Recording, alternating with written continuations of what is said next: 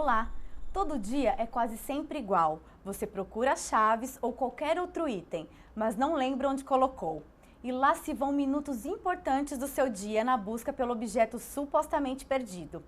E no final, quem acaba levando a culpa é ela, a memória. O exemplo que acabei de citar é apenas um entre tantas outras histórias nas quais a memória, ou a falta dela, afeta as nossas vidas. Com certeza você conhece alguém que afirma ter uma memória de elefante, como costumam dizer de quem tem boa memória. Ou o contrário, aquelas que não se lembram nem o que comeram no último jantar. Mas será que isso pode ser determinado geneticamente ou podemos mudar essa questão? Para tirar esta e outras dúvidas sobre memória, é que está comigo hoje no estúdio do Momento Saúde, o neurologista professor doutor da Unicamp, Benito Pereira Damasceno. Seja muito bem-vindo, doutor. Muito obrigado. Muito obrigada pela presença. Poder dar minha contribuição. Muito obrigada. É isso mesmo, doutor? A genética pode ser determinante para uma memória boa ou ruim? Em parte, né? Porque tem pessoas, conforme a família, tem uma tendência maior, tem um talento maior para essa função, né? Que é a memória. Mas, em grande parte, é aprendida, né? Porque a genética, ela determina pelo gene, né? A possibilidade do indivíduo ter a memória. Como ela vai se desenvolver de fato naquela pessoa, isso vai depender do ambiente, da atividade com as pessoas, com as coisas, na atividade do dia a dia, no aprendizado escolar, etc, etc. Então depende de cada indivíduo. Exatamente. Essa história de ser genético pode até contribuir, claro, mas não é fator determinante. Não, existem inclusive doenças genéticas que alteram a memória. Tá? Sim, com certeza. Mas se trata de doenças. Você está perguntando sobre pessoas normais. Isso. Se existe uma tendência já inata, que ele nasce e tem uma memória melhor. Isso existe, né? Para outras funções mentais, certos tipos de talento, né? Existe isso, essa diferença das pessoas. E doutor, e tem outros fatores determinantes que façam com que essa memória oscile? O senhor já falou, um é o ambiente, é da forma de aprendizado. Quais outros podem influenciar nessa boa ou má memória? Do dia a dia ou do indivíduo ao longo da sua vida? O senhor pode citar os dois, okay. Por favor. Do indivíduo ao longo da sua vida, por exemplo, se ele foi criado num ambiente onde as coisas eram desorganizadas, cada um queria falar, nenhum prestava atenção no outro. Então, a pessoa cria num ambiente em que ele vai perder a atenção, a capacidade de concentração. Isso prejudica a memória, porque para ter um bom registro das informações, ou para você recuperar, para você lembrar, você precisa de uma capacidade de atenção, de concentração. E isso é aprendido também. Isso é aprendido. Se concentrar Exatamente. Também é aprendido. Porque a concentração, a atenção, consiste em selecionar. Selecionar o que interessa, qual é a informação que você quer, qual a atividade que é importante naquele momento. Ao selecionar, você exclui, inibe, bloqueia outras irrelevantes, seja estímulos do ambiente, pessoas falando, luzes, coisas passando, ou lembranças daquele momento. Então o indivíduo tem que inibir tudo isso, bloquear tudo isso para conseguir concentrar naquela informação. Tem tanto que no momento focar numa informação. Isso, focar tanto no momento do aprendizado, da aquisição dela, como da lembrança dela também. Existem vários fatores que afetam este momento, tanto do registro como da evocação. Né? Vários fatores ambientais ao redor fatores que podem... ambientais. E como que a gente pode conseguir essa concentração? É também um aprendizado. Essa é aprendida. Essa é aprendida também. Em parte depende do estilo de vida da família, né? O estilo de vida da família. Onde se tem, por exemplo, uma vida disciplinada, sistemática, né? Organizada em todos os aspectos, né? Tudo organizado. É mais fácil que isso é mais fácil, é claro, é mais fácil, porque nós organizamos a mente e o cérebro dessa maneira também, entendeu? Pelo contrário, a confusão, a coisa caótica, altera o funcionamento mental e cerebral, entendeu? Porque fica difícil ele trabalhar seletivamente. Porque a nossa mente, ela funciona bem, a memória também, porque é seletiva. Ela é seletiva. Por exemplo, se você quer lembrar um fato do passado, de 20 anos atrás, 15 anos atrás, você num lugar determinado, num momento determinado, participando de uma coisa, você tem que inibir outras informações do momento. Você tem que, naquele momento, não ouvir os sons que estão ocorrendo, não ver as coisas e concentrar naquilo, é seletiva. Mas isso né? quer dizer que naquele momento, há 20 anos atrás, a gente focou, aquilo foi marcante. Foi marcante. Por isso que a gente lembra. E o que é marcante ou não depende da pessoa. Da pessoa. O que é importante para um não pode não ser para outra. Essa capacidade de concentração e atenção para o fato passado, por exemplo, ela pode ser tão forte numa pessoa que permite a pessoa, por um lado, lembrar com precisão, como fotografia, o que aconteceu. Mas, por outro lado, ele exclui a pessoa do ambiente. E isso pode ser, por exemplo, perigoso quando ele está dirigindo numa rua movimentada, com muitos perigos, porque naquele momento, sejam segundos, ele deixa de ver, ouvir certos estímulos do ambiente. Então pode causar um acidente nesse momento. Claro. Então não é um momento bom de ele tentar essas lembranças que exigem muita concentração, porque ele retira ele do foco no ambiente, que pode ser perigoso para ele. Pode ser perigoso. Exatamente. Nesse caso, estar dirigindo seria muito perigoso. Exatamente, tirar o foco. porque lembrar o passado desta maneira que eu falei, é você como pessoa, você como Giliana ou eu como Benito, sair daqui e os olhos da mente estão lá no passado, não aqui mais. Não aqui mais. É assim que funciona. É você lá naquele momento e não mais aqui. É assim que funciona. É assim que funciona. E nisso também da gente voltar ao passado, a gente tem vários tipos de memória, Exatamente. né? Exatamente. Não existe só um tipo de memória, né? Tem a memória gustativa, Isso. a memória olfativa. Exato. E eu queria que o doutor falasse um pouco dessas memórias, assim, então, um pouquinho de cada uma delas, ou das mais principais, que eu sei que são certo. diversas.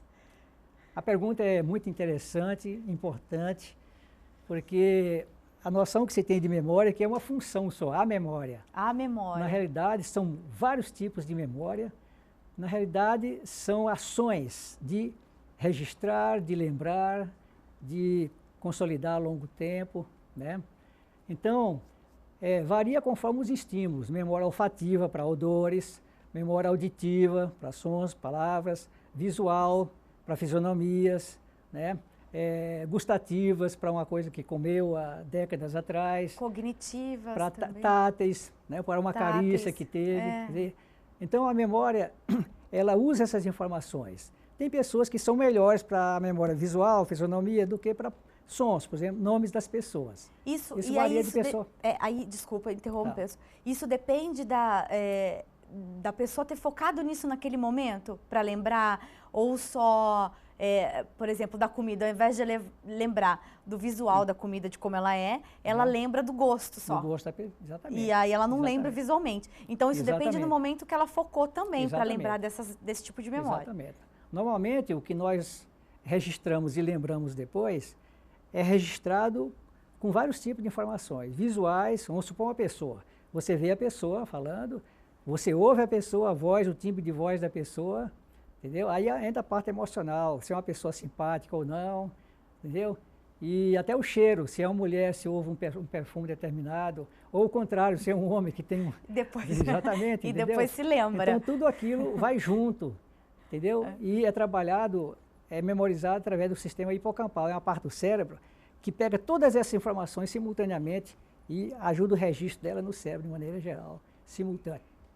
Por isso que é importante, depois, no aprendizado, para você gravar bem alguma coisa, você prestar atenção nos vários tipos de qualidades da coisa. Na parte visual, prestar atenção na visão da fisionomia, no nome da pessoa, entendeu? Associar tudo isso junto, isso dá um significado melhor para aquele fato, para aquela pessoa, aquela coisa que você precisa lembrar depois. Então, é tentar associar tudo junto de uma vez. Exato. Tanto Quanto mais informações da mesma coisa tiver junto, mais forte vai ser o traço, o registro dela, e mais fácil vai ser para lembrar depois. E essas pessoas que têm facilidade mais para visual, ou para uma ou para outra, elas acabam geralmente se atentando mais a isso. Por exemplo, se eu tenho uma facilidade mais visual, do que de guardar o nome.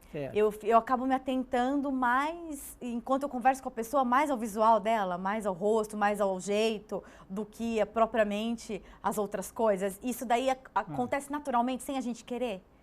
De certa maneira, de certa maneira. Isso é aprendido também, né? Agora, tem os estilos cognitivos, cada pessoa tem um estilo cognitivo. Tem uns que já, quase inato, é facilidade para guardar a fisionomia, detalhes, né? A questão visual. O outro já é auditivo, uma facilidade muito grande, né? Entendeu? Quer dizer, é uma questão, em parte, inata, essa facilidade que ele tem. Entendi. Mas isso depois você aprende, você pode modificar isso, né? E aprender. Então, como eu estava falando para você, na questão do aprendizado, é muito importante para estudantes. Se tem uma fórmula aritmética ou um esquema lá de física ou qualquer assunto, é ele procurar entender, prestar atenção, entender aquilo, escrever sobre aquilo, fazer desenho sobre aquilo. Quer dizer, tem uma série de ações que você faz com a informação que permite aquilo ficar registrado e facilita a lembrança depois daquilo. Nós podemos falar sobre isso depois. Sim. Assim como um texto também. Como texto. Como decorar um texto. Exatamente, né? Mesma Tem função. várias maneiras de você melhorar a sua memória. Nós podemos falar sobre isso depois. Nós estamos falando sobre os tipos de memória. Tá joia. Então, você outra pergunta?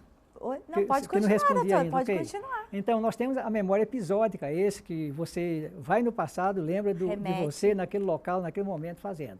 Chama-se memória episódica, retrospectiva, porque você foi retrospectivamente no seu passado. Você foi até lá. Você foi se visitar fazendo aquela coisa, correto? A outra é a memória do conhecimento, a memória semântica. Que Campinas é uma cidade grande, 1 milhão e tanto, capital, que fica no estado de São Paulo, você entendeu? Você, Juliano, você é jornalista da TV Câmara, quer dizer, isso aí é o conhecimento semântico do que você é. Do que é. Você entendeu? Do significado seu, tá? A criança, ela aprende as duas coisas praticamente simultaneamente. Por exemplo, restaurante. O que é um restaurante? Como que a criança aprende? É indo em diferentes restaurantes com os pais, né? Cada um diferente do outro, italiano, japonês, etc. Mas em cada restaurante, diferente um do outro, tem rituais iguais. Você entendeu? Chega sem que sentar na mesa, não pode ir na cozinha direto, tem que esperar o garçom vir, tem que fazer o pedido, tem que esperar. Aí depois aí tem que pagar no final. Isso é o ritual comum dos restaurantes. Então, esse ritual comum dos restaurantes diferentes é o conceito de restaurante que a criança adquire. Então, ele constrói a sua memória semântica, o seu conhecimento de restaurante ou de mesa, seja o que for, baseado em experiências individuais, episódicas, repetitivas com aquela coisa que você tem. O conhecimento do seu pai, o conhecimento da minha mãe, é a mesma coisa. É uma experiência repetitiva ao longo da vida. O conceito que você tem de seu pai hoje, por exemplo, não é o mesmo que você tinha quando você tinha 10 anos ou 15 anos. Então, o conceito vai mudando à medida que você convive com a pessoa e vai indo, entende? A experiência episódica ao longo do tempo. Ao longo do tempo, vai se modificando. E nós temos um tipo de memória chamada operacional, ou a curto prazo, você perguntou. Né? Isso. Quer dizer, é quando a informação é dada. Vamos supor, eu dou um número telefônico, tá? 3521-7754, que é o telefone do ambulatório lá de neurologia, do hospital. Tá certo? Eu acho que eu guardei. Então você podia repetir? Agora que eu já conversei, não. Okay. Agora que eu já conversei, não. Exatamente. Então, o que você registra e tenta evocar na faixa de segundos, 7, 12, 15 segundos, no máximo 20 segundos, chama memória a curto prazo, operacional. Eu pergunto para você, por exemplo, quanto que é 12 mais 9 menos 5, por exemplo, né? Entendeu? Entendi. Você fez um cálculo aí para dar uma resposta. Sim. E no prazo de segundos, 10 segundos no máximo. Chama-se memória a curto prazo. Entendeu? Entendi. Esse tipo de memória é diferente da outra a longo prazo. Esse tipo de memória depende muito das regiões frontais do cérebro, anteriores. A outra, que guarda a longo prazo, é regiões do hipocampo, que é do lobo temporal. O indivíduo, sem os dois hipocampos, ele consegue repetir o número de telefone e fazer essa conta que eu te passei. Entretanto, daí a algum minuto, ele não lembra de nada mais. Ele não lembra mais. Não lembra. Ele não lembra nem de você, nem do seu nome, nem que isso aconteceu. É verdade. Entendeu? Justamente. Então, são memórias diferentes, com regiões cerebrais diferentes. Porém, cada uma precisa da outra. Porque uma complementa a outra, na uma realidade. Complementa a outra. É a maneira como a memória funciona.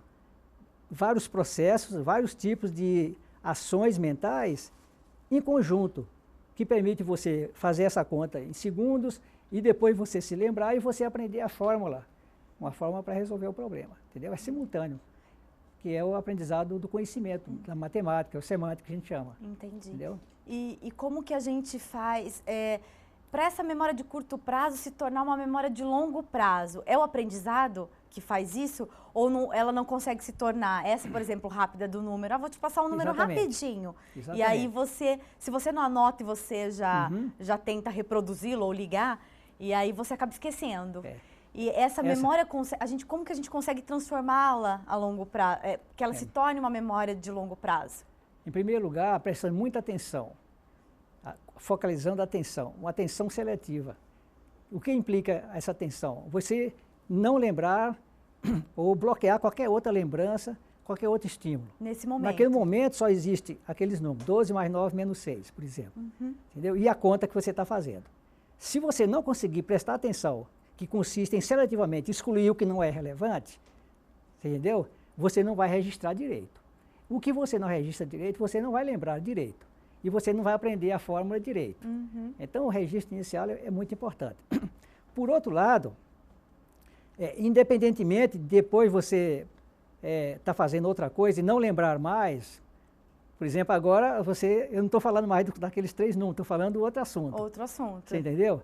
Mas aquela pergunta, 12 mais 9 menos 6, que foi a conta que você fez, né, da 15, continua sendo processada inconscientemente, de maneira automática e involuntária, no outro sistema, que é o sistema do hipocampo. Você entendeu? Inconscientemente. Aliás, para o hipocampo, o cérebro fazer isso, a pessoa tem que realmente deixar de lado aquilo.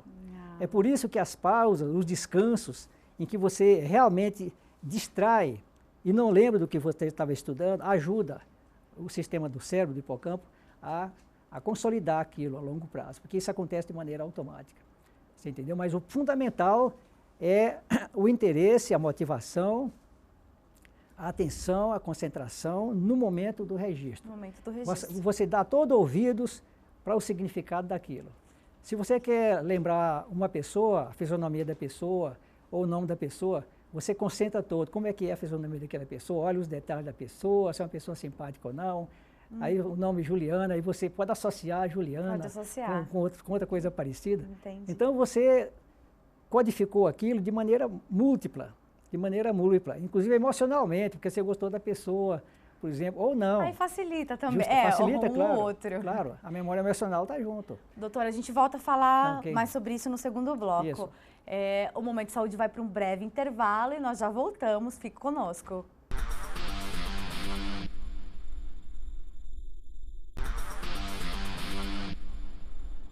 Estamos de volta com o Momento Saúde, falando hoje sobre memória com o Dr. Benito, neurologista. Dr. Benito, nós terminamos o último bloco falando que nós precisamos dar uma pausa. Por exemplo, o estudante que está ali para uma prova, está estudando o tempo todo para uma prova, ele precisa de uma pausa. Qual o ideal seria dessa pausa para ele absorver esse conhecimento, tudo isso que ele estudou, para ele poder depois se dar bem na prova?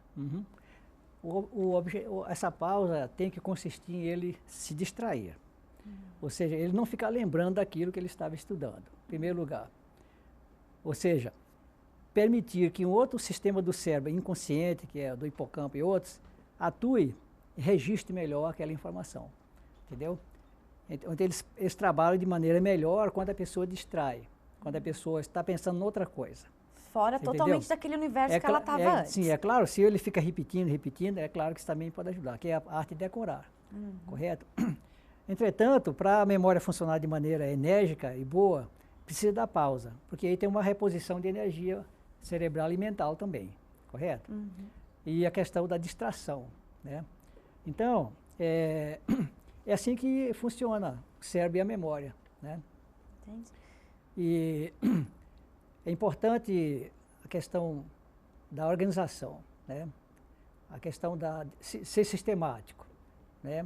Disciplinado naquilo, ou seja, você tem que ter horários para aquilo, né? Para estudar, não pode ultrapassar, digamos, no máximo 1h30. 1h30, você tem que fazer uma pausa, senão vai tendo desgaste também e não vai gravando mais, tem que ter a pausa. E muito importante, dormir bem. Dormir bem. Quantas horas, se é 7 ou 8, vai depender de cada pessoa, mas Aí é muito depende importante. do organismo, mas o ideal é dormir bem. Exatamente. Nem que isso seja 5 Exatamente. horas, por exemplo. Porque a memória depende disto. Tá? Nós temos a fase de sono profundo, que reorganiza, especialmente para tratar doenças do corpo, né? Infecções, inflamações ou traumas, né? Do corpo. E a parte de sono REM, que é a parte dos sonhos, onde é muito importante para a memória boa e sadia no dia seguinte. Tá?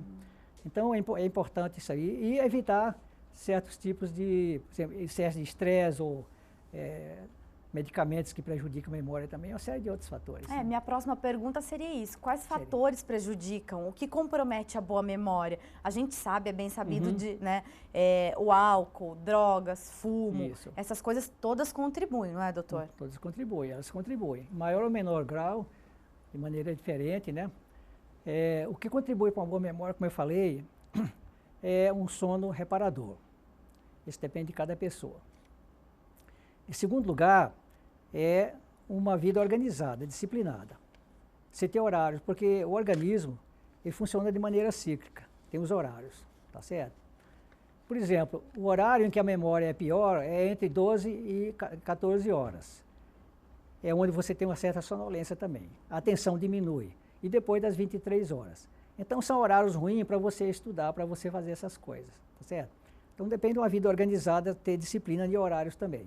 Entendeu? E quem fala que trabalha melhor de madrugada? Tem esse estilo. Escreve, faz outras coisas, aí depende do organismo. Exato. Algumas pessoas, então, têm esse estilo, né? Esse estilo de vida que... Exatamente. Depende, inclusive na mesma família, os mesmos filhos, é diferente um do outro nesse aspecto aí. É o estilo da pessoa mesmo. Depois fica dormindo até mais tarde, entendeu? Mas é isto, e no momento do aprendizado, a pessoa prestar atenção, concentrar e entender o significado da coisa. Vamos supor, você está aprendendo uma nova língua, tá?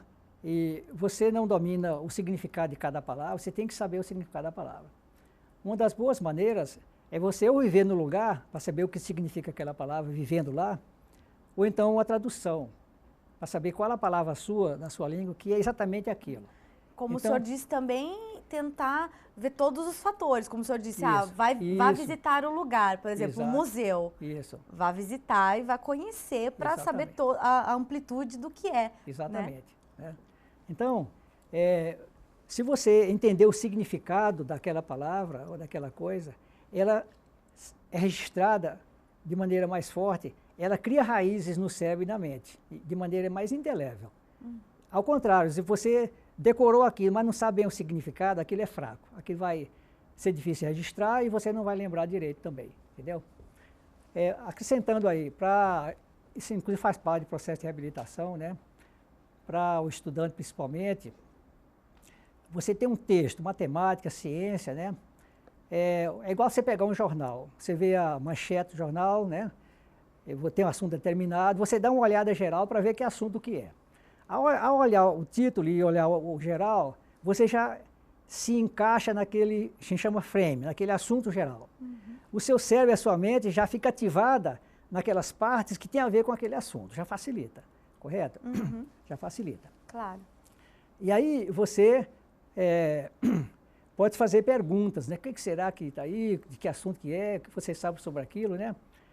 Aí depois você vai ler com muita atenção e concentração, procurando entender, inclusive, as palavras.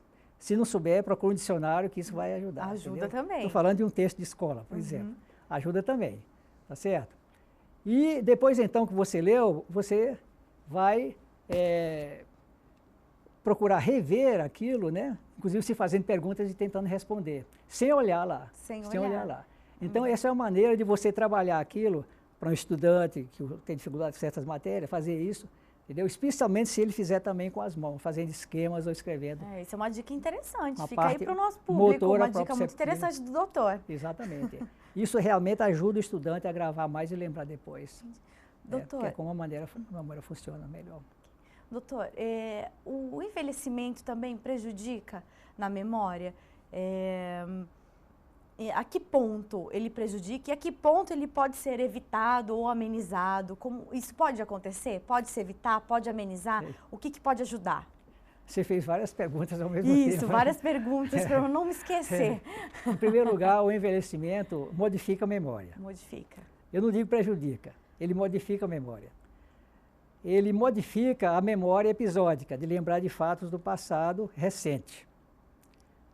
Mas, quer dizer, dificultando a lembrança de fatos mais recentes, entretanto, aumentando a lembrança de fatos mais do passado. Ele passa a ter uma memória melhor, quase fotográfica, do passado, do que aconteceu. Coisa que ele não fazia quando ele estava trabalhando. Ele está idoso, aposentado, quando ele estava trabalhando, correto? Esse é um aspecto. Por outro lado, quer dizer, além de aumentar a memória do passado, a memória semântica do conhecimento vai aumentando com o envelhecimento. O vocabulário vai aumentando, especialmente se uma pessoa que lê jornal, lê revista, estuda, faz curso, vai aumentando. Você entendeu? Quer dizer, a questão da sabedoria. Uma tendência da sabedoria. E outra da compreensão de coisas da vida, de uma reflexão para quem não está mais na lide, da vida sobre as pessoas. Daí o fato de, desde as tribos indígenas primitivas que nos precederam, os velhos, os pajés, né, os chefes de tribo, eram pessoas mais idosas e que tinham conhecimento de décadas e décadas do passado remoto e que é o ensinamento, a sabedoria para aquela cultura, para aquela sociedade. Então, o envelhecimento, ele é nesse sentido. Realmente a pessoa começa a esquecer, mas não é doença. Não é doença. Não é doença. Especialmente esquecimento de fatos recentes, esquece onde guardou a chave, esquece o nome das pessoas, especialmente dos netos, mas não dos filhos ou da esposa, você entendeu? Uma ou outra vez. Agora, quando isso fica cada vez mais frequente, e começa a esquecer o nome dos filhos também, esquecer frequentemente onde guarda as coisas, etc., aí já suspeita que seja uma doença degenerativa. Aí tem que perceber se esse esquecimento está progredindo. Está progredindo. No decorrer de 6 meses dá para a família detectar que está piorando. Se há uma piora, então é suspeito que seja alguma doença desenvolver. Deve procurar um médico neurologista para isso. Quais doenças poderiam ser? A mais comum é a doença de Alzheimer, né? Sim. Ela constitui até 70% das doenças que dão demência, que a pessoa perde a memória, a capacidade de raciocinar, de saber fazer as coisas, de se orientar numa rua dirigindo, né? Mas tem outra, a doença por AVCs, inclusive, né? Por infartos cerebrais, né? Doença por falta de vitamina B12, por falta de hormônio da tireoide. Tem uma série de doenças que pode ser investigada com exame, esclarecida rapidinho sobre a causa desses déficits de memória. Tem que ser feito isso aí, né? Doutor, existem maneiras de prevenir, inclusive a doença de Alzheimer. O principal fator de risco é pressão alta, que é muito comum em nosso meio. Tratar a pressão alta previne infarto cardíaco, derrame cerebral e a própria doença de Alzheimer. Você tocou um outro assunto, que é o abuso de fumo, tabaco também contribui. Isso, Um outro é a obesidade, diabetes, tem que ter um estilo de vida para evitar o diabetes ou tratar o diabetes, tá certo? E a vida sedentária. A vida sedentária é prejudicial, favorece a doença também. Por outro lado, a atividade física todo dia, atividade intelectual, aprendeu alguma coisa, previne para não ter essa doença. Previne para não ter também. De maneira de fazer. Doutor, a saúde emocional e física das pessoas está diretamente, intimamente ligada com a memória? Para se ter uma boa memória? É preciso estar com uma saúde emocional e física bem, andando juntas? Muito importante, muito importante. É o que a gente recomenda, especialmente para as pessoas depois dos 60 anos, ou mesmo antes, não é isso? Mais jovem, que é mais importante para prevenir problemas no futuro, claro, né? É ter um estilo de vida baseado em atividade física, porque nós humanos temos um organismo feito para andar, para atividade física. Tá? 99% da vida do homem na Terra foi como nômade, andarilho, não foi como sedentário. Então, nosso organismo é feito para isso, para atividade física. E para resolver problemas. Seja um problema de caçada numa tribo, com a tribo lá do Yanomami, na Amazônia, seja hoje um advogado ou um engenheiro fazendo alguma coisa. Para atividade intelectual também. É importante nunca parar com essas duas coisas. Entendeu? Fazer isso, continuar, é prevenção de doença, inclusive a doença de Alzheimer. Entendeu? Que é uma doença que atinge grande parte não, mas um número considerável, né? Considerável. É bastante considerável da São população, dos idosos. Milhões de pessoas. Milhões de pessoas. E no Brasil, hoje, a população e cada vez é ela uma se tornou mais pirâmide. comum. Os idosos são pequena quantidade, os jovens mais. Mas daqui a tem uns cálculos aí, daqui a uns 40 anos, vai ser quase um retângulo, né? Quer dizer, a população idosa vai aumentar bastante e aí vai aparecer mais esse tipo de problema. Então é o momento de ter políticas de saúde pública no Brasil, tá certo? Inclusive contra o analfabetismo, porque está demonstrado cientificamente, inclusive com o estudo da USP no Brasil, de que o analfabetismo favorece a doença de Alzheimer. Porque quando você aprende novas coisas, fica mais culto, você instruído, trabalha o cérebro se reorganiza, ele cria mais sinapses, mais fibras. Você entendeu? É igual o indivíduo que pratica musculação. O músculo dele fica maior, fica mais organizado. Então, o cérebro age da mesma forma. Da mesma forma. Se ele for ter que ter uma doença de Alzheimer, ela vai se manifestar com um déficit muito mais tarde do que se ele não tivesse essa instrução que ele tem. Se ele não fosse um engenheiro, ou um advogado, ou uma pessoa que tem... Seja que um técnico qualificado, que também estuda bastante. Bom, é sempre, então, trabalhar o cérebro para que ele, se infle de informações e assim crie e retarde esse tipo de doença, se é que a pessoa terá essa doença, né? Exato. Ou outras até de memória, né? Exato. Terminando respondendo a sua pergunta, você perguntou sobre a vida emocional. Isso. A depressão é também um fator de risco para a doença, para a demência, para a doença de Alzheimer. Entendeu? Pode ser o primeiro sintoma da doença já, porque ela afeta os neurônios que dá do estado de humor. Mas ela mesma, ela favorece para depois a pessoa ter a depressão. A depressão é bastante deletéria e perniciosa. Ela favorece a pessoa ter câncer, favorece o organismo perder defesas para essas células cancerosas se multiplicarem, entendeu? E favorece a própria doença de Alzheimer. Então é bom a pessoa ter uma atividade física, intelectual e um círculo social, uma rede social, seja na família, fora da família, participar na igreja, participar em clubes, jogos, etc. Uma rede social de acordo com o que cada um gosta. Isso é muito importante. Ou seja, o que prejudica a pessoa e favorece doenças, vida sedentária, isolamento social, depressão, excesso de estresse, quer dizer, como estilo de vida. Para não dizer certo tipo de alimentos também, né? Isso, a gente vai falar bastante com excesso sobre de colesterol, do colesterol ruim, você entende? Ou de triglicérides, que favorece as placas, que entopem as artérias, as veias, né, etc. Isso tudo contribui, né, doutor? Tudo contribui também. Verdade. Tá bom? Então, nós vamos para mais um intervalinho e já voltamos com mais Momento de Saúde. Fique por aí.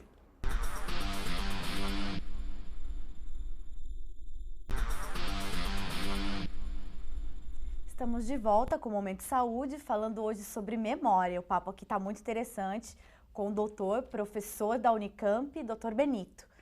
Doutor, a gente já usou o exemplo do carro, né? No bloco anterior. O exemplo do carro, eu acho que é um bom exemplo, você está dirigindo. E você precisa usar a memória de curto e de longo prazo, né? Como que o cérebro organiza isso? É por isso que a gente não esquece de como dirigir ou como andar de bicicleta? Porque ele organiza desta forma, utilizando a memória de curto prazo e a de longo prazo? Não é bem em termos de utilizar de curto prazo ou longo prazo.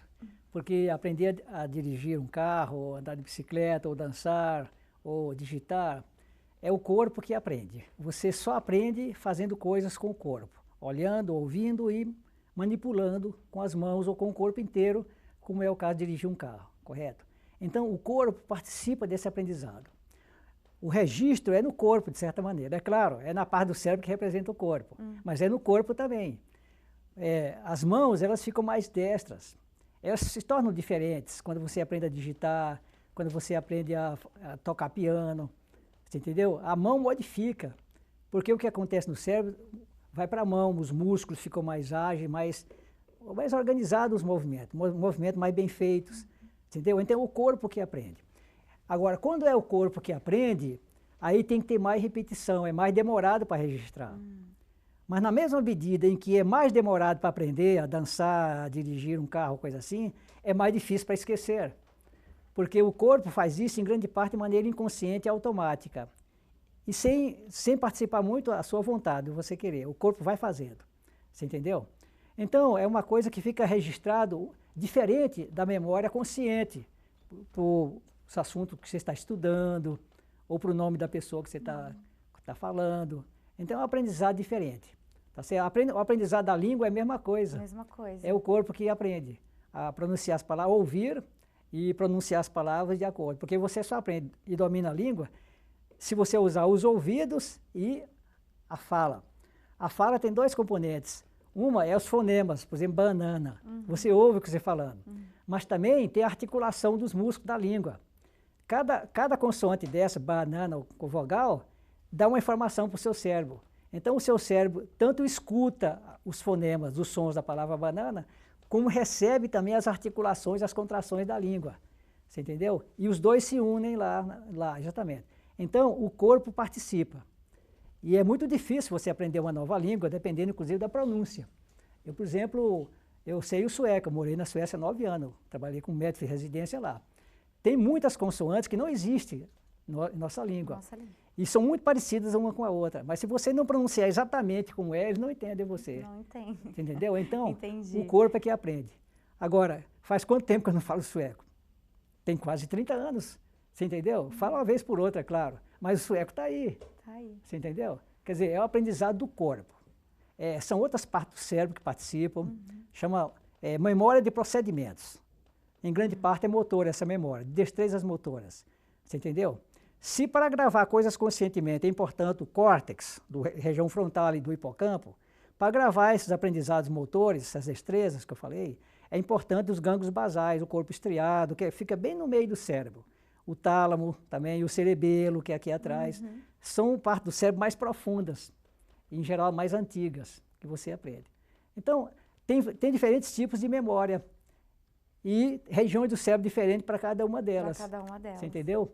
É claro que você aprende melhor a dirigir um carro e dançar se você tiver um instrutor. Então, ele vai dizendo as palavras, você entendeu? E você vai fazendo o que cada palavra significa. Porque aí dirigir, por exemplo, se você faz um trajeto diferente, aí você já usa outra parte do cérebro. Exatamente, você está usando a motora, porque você está Exatamente. dirigindo. Aí você está procurando um novo trajeto, um endereço. Isso. E aí você já... Aí você usa a parte consciente. A parte consciente. Na fase de aprendizado inicial, você usa a parte consciente, usa a linguagem, o instrutor usa palavras para te instruir. Mas depois que você aprende, você não usa mais essas coisas. Se torna automático, involuntário e inconsciente, de certa maneira. O que você tem que fixar é a direção, você entendeu?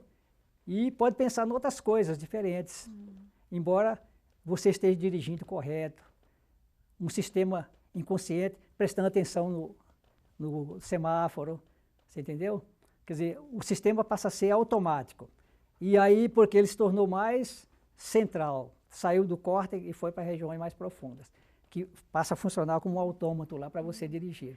Doutor, e o senhor falando sobre isso, existe existe uma brincadeira, né, um dizer popular que a mulher consegue fazer mais coisas ao mesmo tempo do que o homem. Isso existe? Mas que coisas? Muitas coisas, várias coisas ao mesmo tempo e homem não, isso existe? Coisas diferentes? Isso, coisas diferentes ao mesmo tempo e o homem não consegue. Atenção dividida? Isso. Eu acho que, alguém tem essa facilidade? Eu acho que como regra geral, não. Não. Como regra geral de homens e mulheres, existem diferenças, é claro. Essas diferenças elas foram construídas em grande parte durante milhões, alguns milhões, meio milhão de anos do homem da vida na Terra. Onde primeiro o homem era caçador, correto? Então ficava 1, 2 dias na floresta, na Amazônia, por exemplo, né? Labirinto das árvores imensas, sem nenhum sistema de referência, tinha que saber exatamente em quilômetros como voltar, onde ir. As mulheres ficavam em casa com as crianças. Então, já era outro tipo de atividade. Então, esse tipo de atividade, né, que foi da vida de nômade, caçador e coletor, né, que constitui 99% do tempo de vida do homem na Terra, e não como sedentário, agricultor, ou etc., entendeu? Claro. Forjou essas diferenças. As mulheres, elas têm menos capacidade de memória espacial, de orientação espacial, de maneira geral. Claro, tem algumas que têm, mais até que certos homens, mas de maneira geral. A orientação espacial do homem, no labirinto da floresta, etc., é superior. Tem essa questão. Já para gravar detalhes, por exemplo, de padrões, de formas, né? Detalhes, a mulher pode ser, inclusive a parte de linguagem também, né?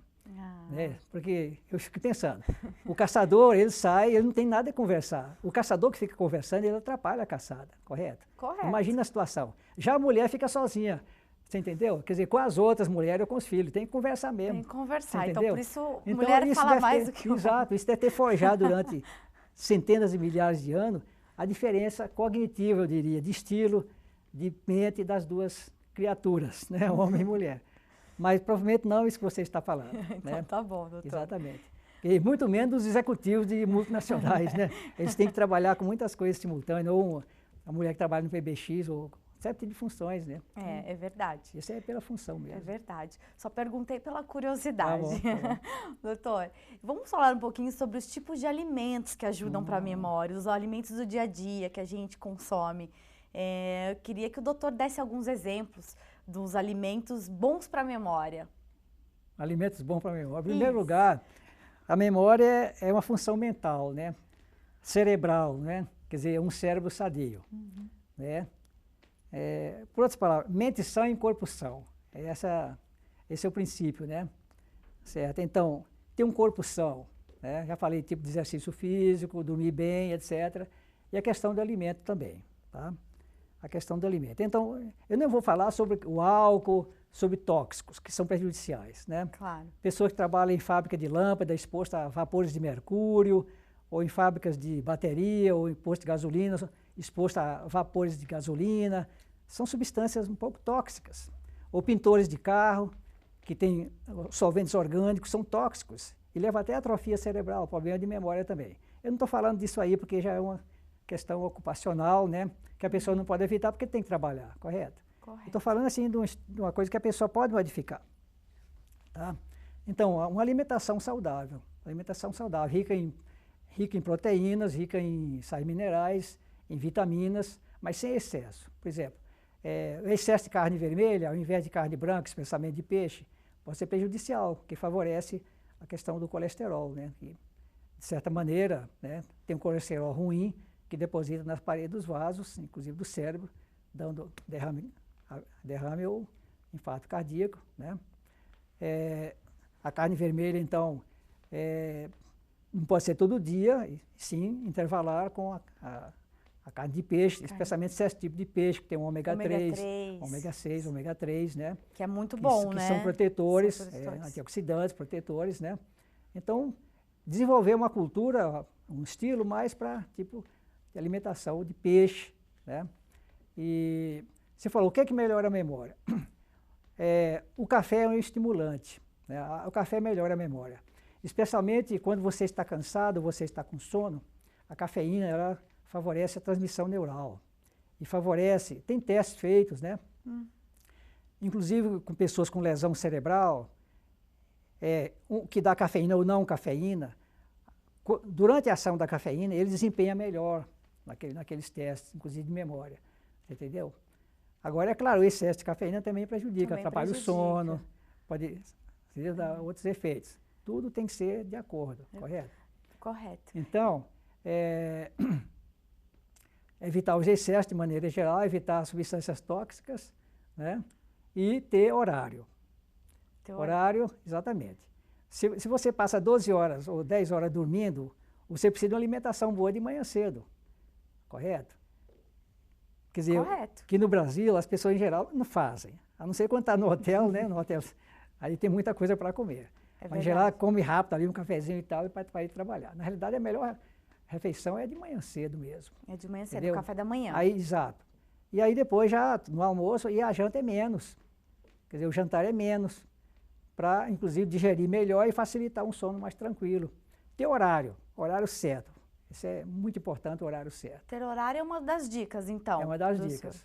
Uma vida organizada, disciplinada. Quer dizer além de uma boa alimentação. Exatamente. E horário para dormir e para levantar. Isso é muito importante. É bom regrar, então. Regrar. Eu chamo isso de vida sistemática, organizada e disciplinada. Isso é muito importante. A memória depende muito disso. Fazer o contrário fica um caos. Fica um caos e prejudica a memória. A maior parte dos problemas dos estudantes que queixam de esquecimento é isto. Tá? Não prestar atenção e ter uma vida caótica. tá certo? Especialmente com Isso o uso do celular, muito. Da rede social, do celular principalmente, se tornou um problema. Um problema para o estudante, porque dispersa ele, prejudica a concentração, e no trânsito, favorecendo acidentes de trânsito. Porque na hora que ele está atendendo, ele apaga do restante do momento. Ele se esquece que tem uma pessoa, que um carro atrás quer passar, etc. Então, é uma questão que prejudica a pessoa e pode prejudicar os outros também. Tá? Então essas são suas dicas, doutor? Essas são as minhas dicas. Para se ter uma boa memória, para se conservar uma boa memória. Algumas eu já dei antes para você no começo. Isso. Né? O senhor pode repetir para reforçar também para o nosso público. Então, para uma coisa ser bem gravada e não ser esquecida, é prestar toda a atenção naquela coisa no início. Tá? Se é uma coisa que você está estudando, se é uma pessoa que você está conhecendo, o assunto, prestar atenção do significado daquilo. Tá? É tanto o seguinte, que técnicas de reabilitação, de recuperação, que consistem só em repetir, não produz resultados. Você entendeu? Mas se você repete aquilo, mas dando significado para cada coisa, entendeu? Dentro de uma atividade que tem significado útil, aquilo fica melhor gravado. Inclusive em pessoas que têm lesão do hipocampo, que têm amnésia mesmo, que têm esquecimento grave. É uma maneira de fazer a reabilitação dessas pessoas. Doutor, existe o senhor... E para terminar, a questão da depressão, a pessoa que está desanimada, está deprimida, isso tem que ser tratada. Porque a depressão, o desânimo, a sonolência, claro, também, prejudica o registro da memória, prejudica a lembrança na memória. Isso tem que ser tratado. Se for grave, talvez com medicamento. Ou então com a psicoterapia de apoio, por exemplo. Mas a pessoa está com depressão, com tristeza, desanimada, aquilo vai prejudicar a memória dela. A memória, com certeza. É aquilo que a gente falou anteriormente, né? Saúde emocional e física equilibradas para que possa ter uma boa memória. E, doutor, exercício físico, a gente tocou rapidinho no assunto, tem algum mais indicado ou não? É só não ter uma vida sedentária? Tem estudos feitos com exercícios físicos, tanto em pessoas normais como em pessoas com doença. Inclusive a doença de Alzheimer, esclerose múltipla. O que tem mais efeito é o aeróbico. O exercício aeróbico consiste em pessoas, quer dizer, despender energia, talvez transpirar ou suar e ficar ofegante. Então você vê que a taxa de entrada de oxigênio, metabolismo aumentou. E o fluxo sanguíneo no cérebro, a circulação do cérebro aumenta. A pessoa se torna mais alerta, você entendeu? Isso é benéfico. Isso está demonstrado em estudos feitos com idosos normais, com testes, inclusive, feitos, teste de memória. Tá? Por exemplo, foi 2 grupos de idosos normais, de 60 a 65 anos. Tá certo? A metade fez um exercício físico tipo força, só força. E alongamento e força só. E a outra metade é aeróbico. O aeróbico pode ser a bicicleta ou pode ser também na esteira, ou mesmo andar fora, aeróbico. Tá certo? Então o aeróbico ele teve efeito maior do que o de alongamento e de força só. Isso demonstrado inclusive nos testes de memória, os que fizeram aeróbico desempenharam melhor nos testes de memória, lembraram mais, e foi feita até a imagem do cérebro com ressonância magnética. Os que fizeram aeróbico tiveram um aumento leve do hipocampo, que é a região da memória do cérebro. Um leve aumento do hipocampo maior do que os que não fizeram o aeróbico, e sim é outro tipo de exercício. Olha, excelente dica de exercício. Está demonstrado experimentalmente que o exercício tem influência na memória, inclusive no cérebro, especialmente o aeróbico. E, doutor, existe remédio para a memória? É uma pergunta interessante, eu esperava que você fizesse pergunta, senão eu ia falar sobre isso aí. Na realidade, não existe um remédio ainda que funciona para memória, inclusive aqueles que são usados para a doença de Alzheimer. A eficácia deles é leve, é marginal, entendeu? Em relação aos que não usaram o remédio, quer dizer, o chamado grupo placebo, que é o que tem a doença, mas não usou um substituto, né?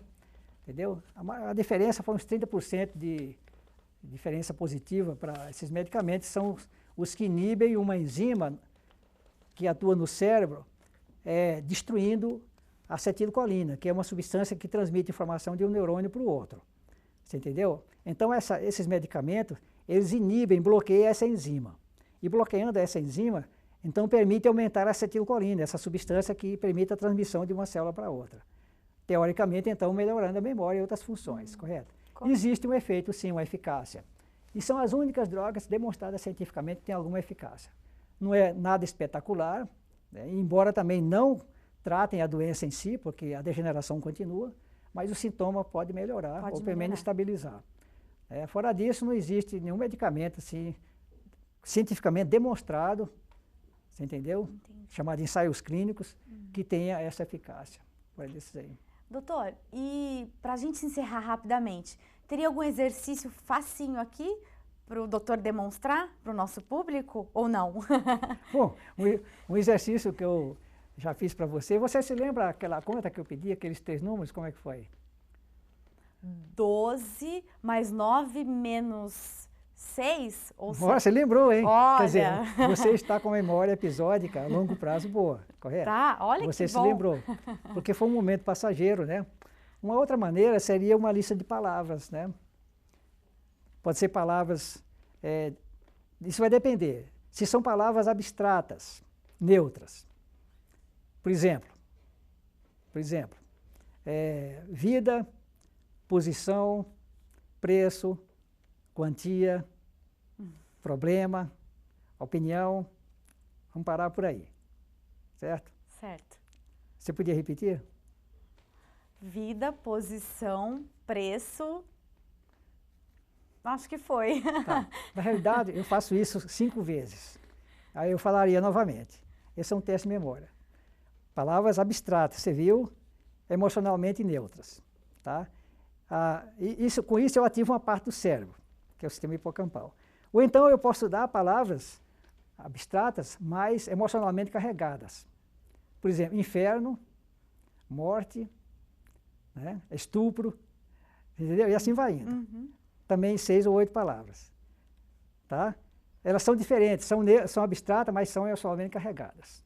A carga emocional, ao você fazer isso.